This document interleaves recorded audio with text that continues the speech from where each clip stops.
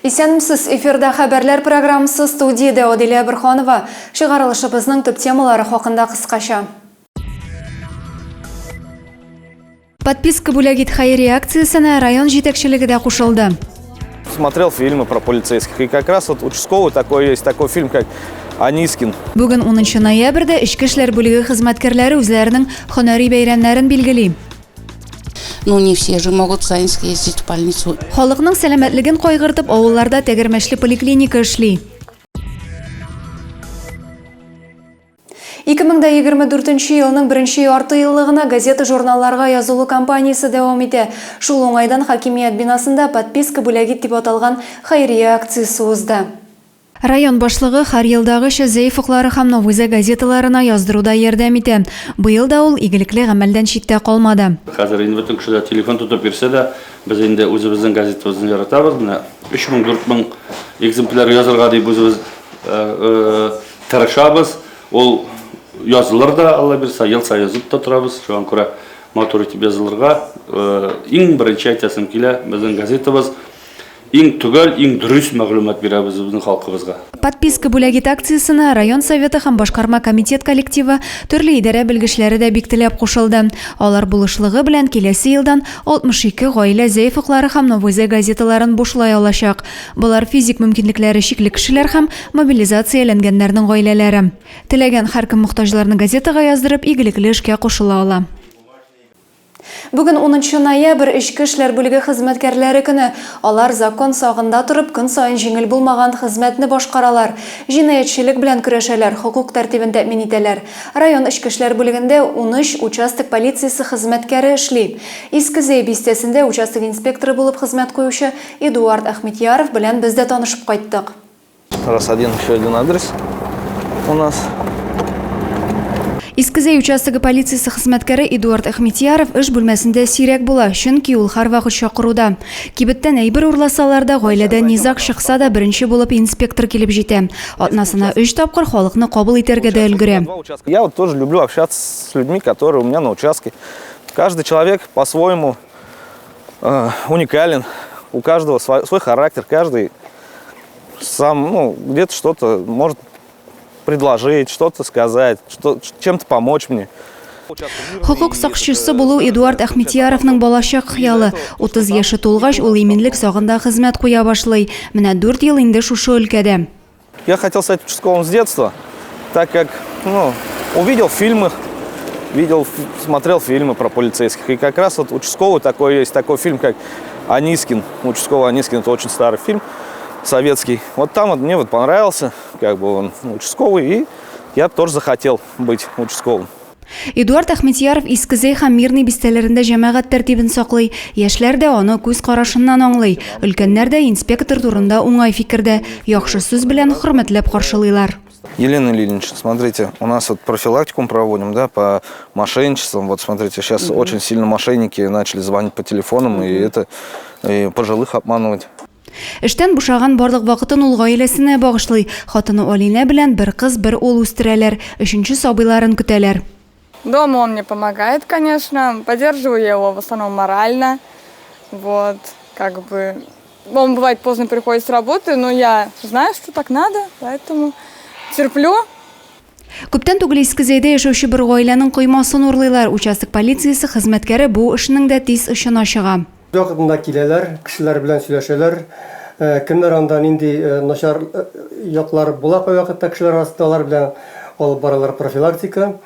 Шулай ук әгәрдә була икән төрле тәртипсезлекләр, анда, скажем, урлау моментлары тоже шулай ук килеп, кешеләр белән сөйләшәләр. Эдуард Ахметьяров турында искезәйлеләр яхшы яктан гына сөйли. Барлык мөрәҗәгатьләр буенча проблемаларны хәл итүгә үз вакытында керешә, эшен сыйфатлы башкара диләр. Оделия Бирханова, Максим Майоров, Александр Тимофеев, Зей хәбәрләре. Район хәрби комиссариатында хәзер урак өсте дисәк тә була.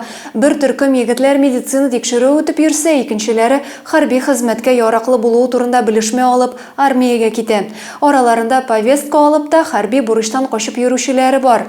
Андый егетләр белән нинди эш алып барыласың? Бу хакта тулырак киләсе видео язмада.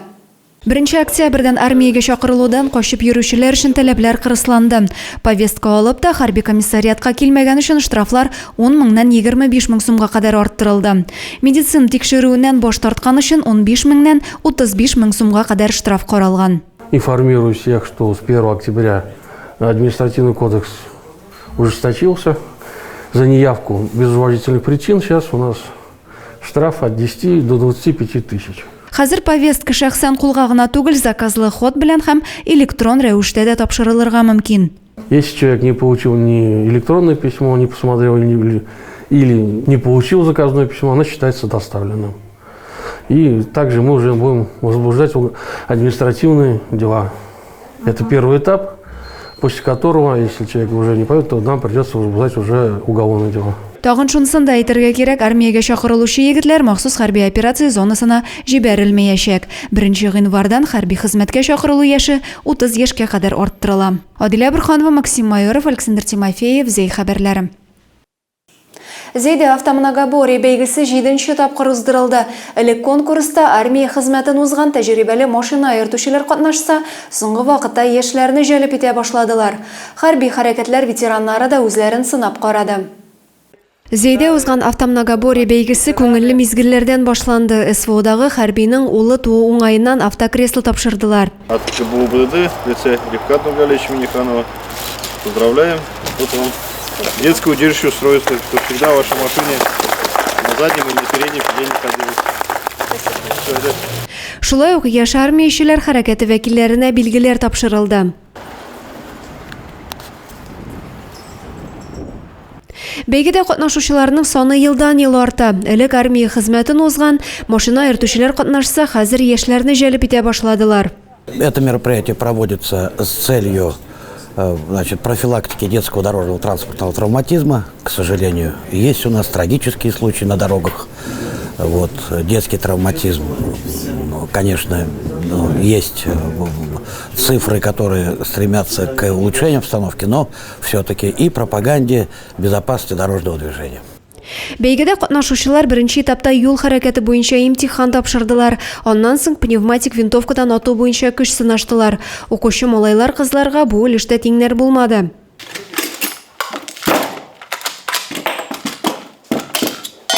Бәйге шартлары буенча катнашучылар автомат сүтеп җыюда да үз осталыкларын күрсәттеләр. Мондый чараларда алган күнекмәләр яшьләр өчен киләчәктә хәрби хезмәт вакытында кирәк булса, өлкәннәр исә үз белемнәрен тагын бер кат яңарттылар.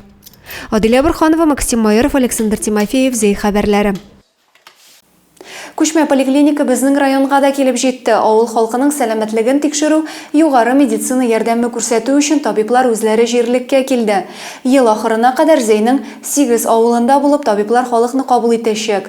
Сәүләйлеләр шәһәр белгечләрен ничек каршы алды соң? Толырак киләсе видеоязмада. Надежда Алексеева сәламәтлегенә зарланмый, тик шулай да тикшерү узарга булган. Сөбеләйнең нәкъ үзәгенә килгән күчмә поликлиниканың уңайлы булуын яшерми ул. Очень хорошо было. И сейчас вот так приятно. Ну вот каждый год они, наверное, не смогут, но через год, через 2, конечно, мы ждем. Это для нас очень удобно, для пенсионеров, для старых, для пожилых. Но не все же могут сами съездить в больницу и еще туда попасть. Надо записываться. Бүген Сәүләй халкын 3 белгеч кабул итә: терапевт, гинеколог, хирург, аннары невролог, кардиолог, эндокринолог, күз табибы булыр дип ышандыралар. Тәгәрмәчле поликлиника көненә 40 пациентны кабул итәргә мөмкин. Авыл халкының сәламәтлеген кайгыртып булдырылган мөмкинлектән авылда яшәүче Ханүзә Иванова да файдаланып калырга булган. Но это действительно очень удобно, потому что мы в деревне не можем записаться, потому что там по телефону не запишешься сейчас в нашу районную поликлинику, больницу. И сюда приехали, я с радостью пришла сюда для того, чтобы обследовать себя. И хочется, конечно, чтобы почаще организовали такую мероприятие. Сәүләй фельдшер-акушерлык пункты карамагында 600-га якын кеше исәптә тора. Күчмә дәваханә килүе авыл халкына вакытында янга калдыра, зур чиратларда көтәсе юк. Авыл фельдшеры Ангелина Андреева машина килүен халыкка алдан хәбәр итеп куйган. Хотелось бы, конечно, чтобы все население осмотрели, ко всем сходили, съездили по возможности. Сәүләйдә күчмә дәваханә атна ахырына кадәр эшләячәк, 25 декабрьгә кадәр районның 8 авылында хезмәт күрсәтелер дип көтелә. Спорт белән шөгыльләнергә бер кайчан соң түгел. Зәй өлкәннәре шундый фикердә. Алар өчен махсус түгәрәкләр эшли. Иске Зәй бистәсендә яшәүче пенсионерларның гимнастика дәресен безнең төшерү төркемендә күреп кайтты.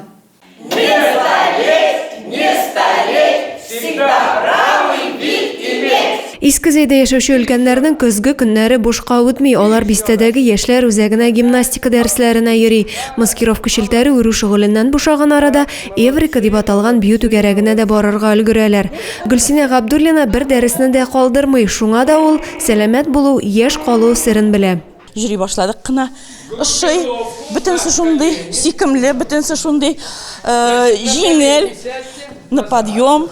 Всем хорошо. Главное весело. Главное, что мы для себя что-то для себя узнаем из безнең дәҗрибәс. Дәресләр атнага 2 тапкыр үткәрелә. Тренерлары 82 яшьлек Виктор Китов һәр дәресне файдалы һәм мавыктыргыч итеп уздыра. Возраст для меня не имеет значения. Маленьким дадим, большим, среднего возраста, пожилым возрасту, то есть по нагрузке. Принцип у нас у всех здесь по ощущениям. Каждый человек должен контролировать свой организм. Я стараюсь давать им методики разные, массажей будем так, японский, китайский, шиатсу, гавайский, им еще гавайский не показывал, остальные по классические массажи. Пенсионерлар бер сәгать дәвамында теория тыңлыйлар, күнегүләр ясыйлар. Иң мөһиме бер-берсе белән очрашып, көне буена җитәрлек көч һәм энергия туплыйлар. Адилә Бирханова, Максим Майоров, Александр Тимофеев, Зәй хәбәрләре. Бу атнага шундый хәбәрләр иде. Районыбыз турында яңа һәм тулырак мәгълүматны сез Зәй яңалыклары сайтыннан һәм безнең социаль шелтәрләрдән белә аласыз. Ә мин сезнең белән сау булашам, ялларыгыз файдалы үтсен.